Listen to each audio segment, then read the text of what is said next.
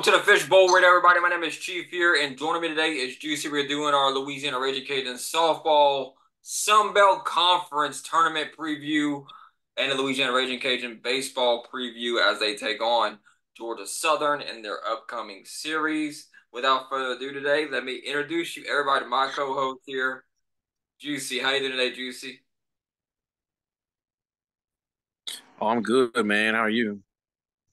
Pretty good myself here. So, Ragin Cajun softball have qualified for the number one seed in the Sunbelt Conference tournament. They won the Sunbelt regular season conference title a couple of series ago against UOM. They managed to clinch it there in that series there when they went to Monroe and swept the Warhawks. They ended up losing the first game against Troy, and they won the other two games following that Friday and Saturday games that were scheduled at Lamson Park. So let's talk about the hosting here of the softball team for the Cajuns here. I think they honestly have to win the conference tournament. Get that going there. That way you have a no doubt that you have your conference champion and not in one of the top four leagues basically as like the bias they would like talk about and stuff is like SEC, Big 12, Big 10, ACC, those kind of the bigger conferences in college athletics. So look at the Cajuns here as they rank Hmm. RPI and everything else. So on D1 softball, which is kind of more of the standard like ESPN, they kind of follow this one metric as well. Um, Warren Nolan kind of has a little bit different RPI. I like D1 softball a little bit better than Warren Nolan because it's more official, obviously. And the fact that they segment out how 1 through 25, 26 through 50, that kind of thing there. That way you can kind of look at it there. I do like Warren Nolan a bit more practical website wise because it's a little bit better design. It shows you predicted results, but there's really no point in using it for the postseason stuff. So, which is where we're at. We're in postseason mode for the softball teams here across the nation. So, for the Cajuns, they have an RPI of 10, non conference RPI of 17, strength of schedule of 4, non conference strength of schedule of number 1. If you break down their records per versus RPI teams, 1 through 25, they're 6 and 12. 26 and 50, they're 8 and 3. 51 to 100, they're 15 and 1. 101 to 200, they're 9 and 0. 201 plus 2 and 0. So they've played a very, tough schedule as indicated, obviously top 5 ranked strength of schedule here. So Juicy, is there any reason why you would not give the Cajuns a host spot? Let's assume they go through the Sun Belt Conference tournament and they are able to win their games, and that kind of all that jazz there. Is there any reason why they should not host? I don't believe there shouldn't be at all. They're just deserving, if not at this point, probably more deserving in my eyes than LSU. I mean, but they're probably both going to end up hosting. There's no reason why they both can't end up hosting. And if all I'm gonna say is if UL don't get the host either, and ends up like a situation like last year, then the system is for sure rigged and not judged fairly. There's no reason why they should be deprived of that because, well, a school's like 50 miles from another school. Yeah, I mean location. The committee does look at that kind of stuff here. I know some people are trying to say that the whole thing of like, oh, that you lost to Liberty and that kind of thing, which that's one game. Like one or like okay, so like if you want to take a bad loss, okay, the Liberty loss is a bad loss in terms of RPI. If you're looking at it that way here, which I kind of like how like I said, I like the display of Warren Nolan a lot better than D1 softball because it'll give you like this is what this team's RPI is currently at the moment when you have that pulled up there. So and then the committee's gonna look at the wins against Oklahoma, a win against Oklahoma. And they're gonna look at you playing against Texas and Stanford and these other big schools, and they look at it and they're like, okay, played a tough schedule. How well did you do in those games here? Cajuns have 6 wins against top 25 RPI ranked teams here, but they also have 12 losses, which is kind of more concerning in my book.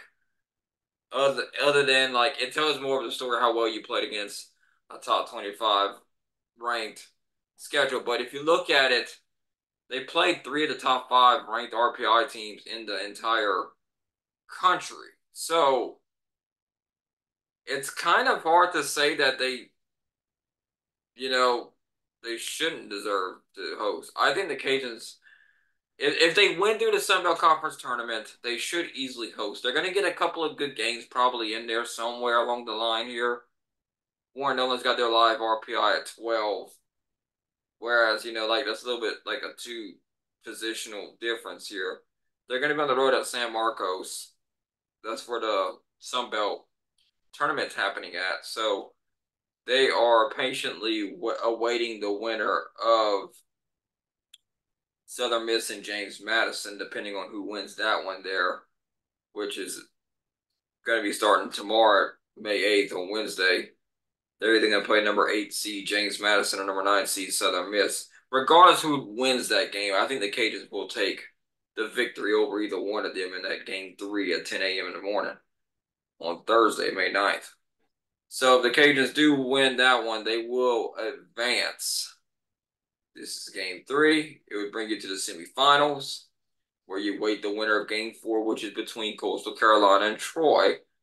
I think Troy's going to make it through there. If I had to make a prediction, I think Troy's a bit better ball club than Coastal Carolina, especially as of late. They seem to be carrying a lot of momentum, especially with their win Thursday over the Cajuns. I think Cajuns do beat Troy in that semifinal game. And then when you get down to Saturday, winner between game 7 and game 8, winner of game 5 and game 6 is that semifinal there. So let's see, that's either Texas State or the winner of game 2, which would be if they manage to go through the semifinal, which that game 2 game is Georgia Southern and Marshall. So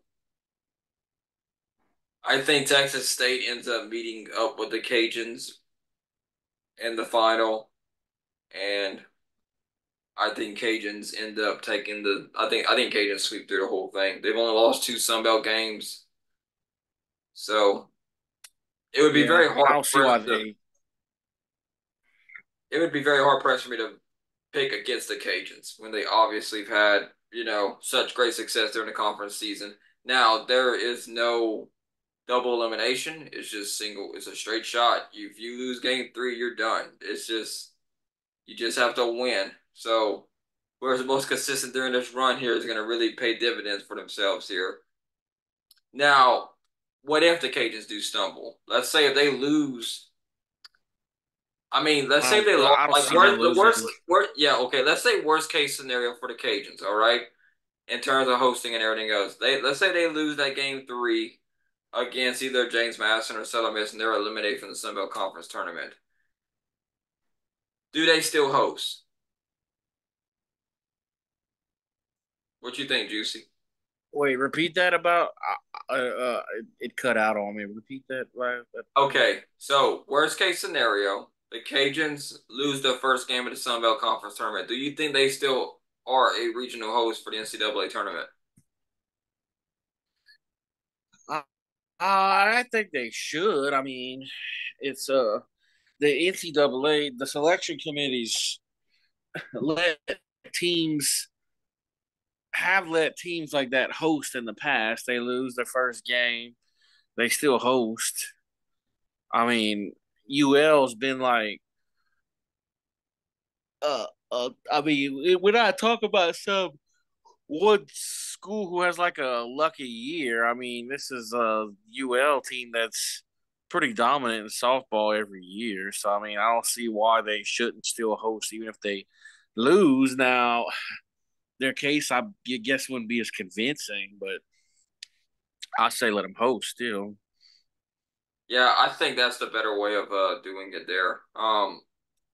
If you're looking at it from that way, and you have this committee, like I said before, they can't watch every single game. It's humanly impossible. it doesn't matter how many people are in a committee. There's gonna be a lapse in judgment whether you're just not gonna be sitting there glued to a TV all day watching every single game. That is like so that's why they have the RPI system. Is it perfect? No, but I mean it does what it has to do. Sometimes RPI can be kind of construed in different ways and stuff. I mean, the NCAA is cracking down on teams that are potentially canceling games because to avoid higher RPIs to get into the tournament. So they are really watching that as that's been the recent trend of years to cancel a game to get your higher RPI so you can either host or you know play the game the system basically, if you will. So I think if they lose, here's the thing. I think they would sneak Alabama in there, which Alabama to me doesn't deserve to host. If I'm being quite honest, because they can't hit the ball. Alabama has probably one of the worst hitting teams I've seen in softball this year, and for the last couple of years, it seemed like they've been having trouble hitting the ball. So, um, that is definitely glaringly obvious in their game. Obviously, that's been. I know I'm kind of picking on Alabama a little bit there, but I just don't think they should host over the Cajuns. I just don't see it that way there. Um, but yeah, I think softball. I think if they, but I think I got an. I think if the Cajuns lose that first game of the Sunbelt Conference tournament, they will not host. There's a gut feeling. I have no other reason to feel that way, or like the numbers would tell you that they would host, but just the way that kind of like the Cajuns had about the same RPI they had last year. I remember looking at some data to see when the Cajuns hosted when they did. And the lowest RPI the Cajuns had when they were hosting was number 8. That was back in 2015 from the records I could find via the internet. So, I mean, because NCAA purges their site like every 2 years or so. So you can't really look back. And the last time the Cajuns hosted softball, I think was 2015 or 2016. Don't fact check on the years. My memory is kind of cloudy at times. But yeah, about mid 2010s was the last time that's actually happened. So, yeah, I think Cajuns host, though. I think if they win the tournament, I think they host. I think if they win a game, I think they host and they lose the second one. So I think they'll be all right. So let's talk about Louisiana Ragin Cajuns baseball here. Um, they are, they've played Jackson State tonight in a midweek competition here. So, I mean, coming off of that Troy series, I mean, it was about I picked them to win that series. I everybody else was like, oh, Troy's gonna win and stuff, and did not work out in my favor at all. They got hammered in that Should have first just game. believed what everybody else said. It's just, but like I talked about earlier in the year, were they getting too hot too early? That was a concern I had for the Cajuns. Now they have a 2-game lead in the Sunbelt. They ended up beating Jackson State 5-0 tonight. I think they still have the number one seed right now in the Sun Belt. Yeah, they do. So Georgia Southern's next 3-game series they have on the docket there. Then they got South Alabama. Georgia Southern's a pretty good team. They have an RPI of 70, so they're trying to get into that bubble discussion. So a couple of wins against the Cajuns would actually be really good for them. It's on the road in Statesboro, so um, I think Cajuns take 2 or 3 in that series, though. Juicy. Cajun pitching has been kind of.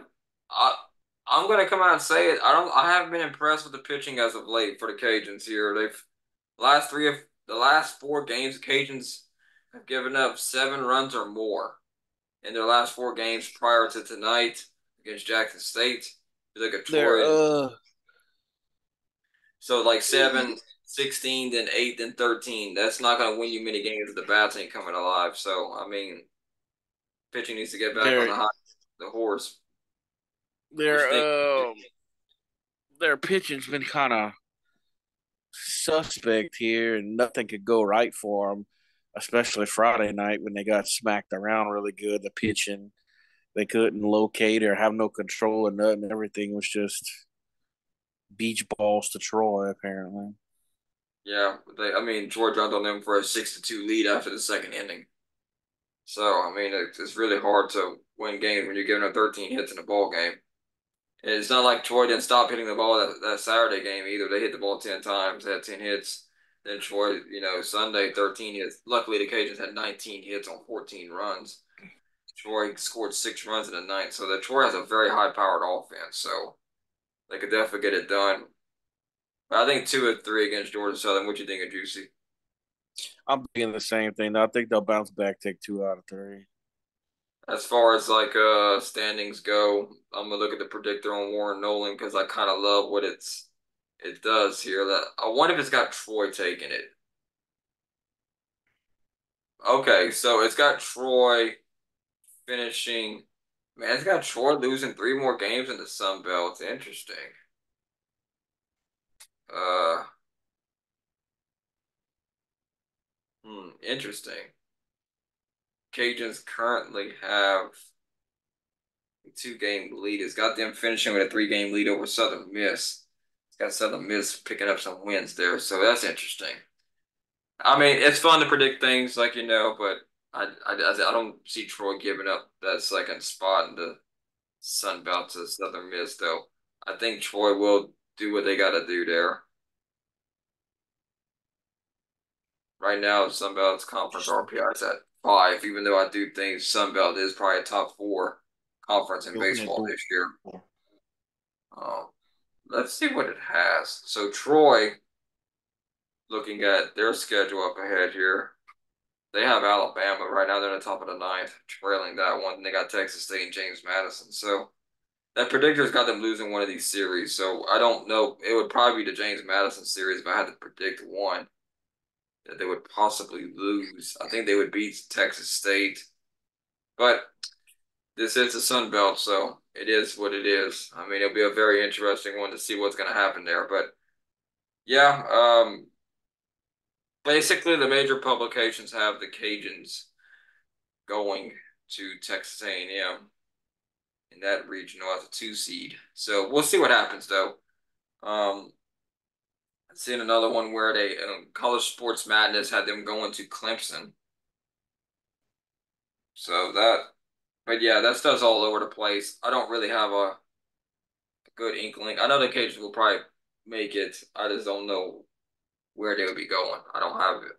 I applaud like bracketology because it's so much easier. Like it's so hard for them to figure out where all these teams are gonna go. It's a lot of number crunching and stuff. So I don't have the time to do all the number crunching like they do, but they do a very good job of just like getting all those numbers, computing them, and be like, okay, they're the auto bid. So Oh yeah, yeah, I it's a don't, tough science for sure. yeah, it's definitely a science behind it. So, but yeah, Juice, I think we covered everything about the Cajuns here tonight. Anything you want to say before we get off the air here?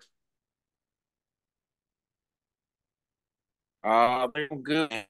Got it all. All right, thank you for tuning in here to the Fishbowl Radio's Raging Cajun podcast here. Hope you have a great, wonderful week. We'll see you here next time here. Hopefully, talking about a Sun Belt Conference championship for Raging Cajun softball. So, tournament championship, that is. But and hopefully, they'll be hosting. Without further ado, I will sign off here. Have a good night, Fishbowl Nation. Good night, y'all.